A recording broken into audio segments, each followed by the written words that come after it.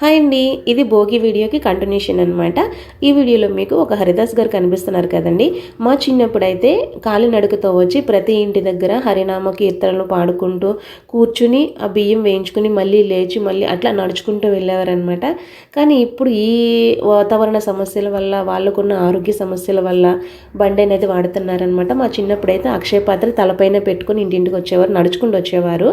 So అసలు ఏంటి ఈయన ప్రత్యేకత ఏంటి ఈ తరం పిల్లలకి తెలియాలంటే, ఇప్పుడు చూడండి హరిదాస్ గారు వస్తున్నారంటే ఆయన సాక్షాత్తు శ్రీ మహావిష్ణువు రూపం అని భావిస్తారనమాట.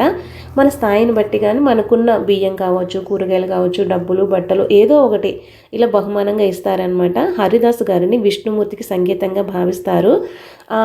చెప్పాను కదా చిన్నప్పుడు తల మీద పెట్టుకుని వచ్చేవారని. ఆ గిన్నెని, అక్షయ పాత్రని భూమికి ప్రతీక అని చెప్తారనమాట. లోకంలో ఉండే సుఖాలకు లొంగిపోయి దేవుణ్ణి మర్చిపోవద్దు అని హరిదాస్ గారు కీర్తనలు పాడుతూ ఉంటారనమాట. ఇంకా ఏంటంటే హరిదాస్ గారు ఉట్టి చేతులతో వెళ్ళిపోతే ఆ ఇంటికి మంచిది కాదు అని కొంతమంది నమ్ముతూ ఉంటారు. అందుకే గ్రామాల్లో హరిదాస్ గారు వస్తున్నారు అంటే ఇంటి యజమానులు గుమ్మంలో వాళ్ళకున్న ఏవో ధాన్యం కావచ్చు, ఇంకేదైనా అవ్వచ్చు అనమాట, అది రెడీగా పెట్టుకుని ఉంటారు. ఆయన రాగానే అక్షయ పాత్రలు బియ్యం పోయడానికి రెడీగా ఉంటారనమాట. అట్లా పోయటం వల్ల మనము శ్రీ మహావిష్ణువుకి కానుకగా బహుకరించినట్లు భావిస్తారనమాట. అయితే ఆ పాత్రని భూమికి సంకేతంగా శ్రీ మహావిష్ణువే పెట్టాడనేసి ఒక కథ కూడా ఉందన్నమాట.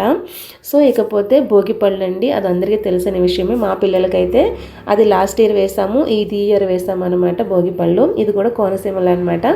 సో ఇది నెక్స్ట్ వీడియో అయితే మాకు ప్రబల తీర్థం జరుగుతుందండి. ఇంకా శంకరుణ్ణి సాగనంపే వీడియో కూడా ఉంటుందన్నమాట. ఆ రెండు వీడియోలతో మళ్ళీ మీతో కలుస్తాను.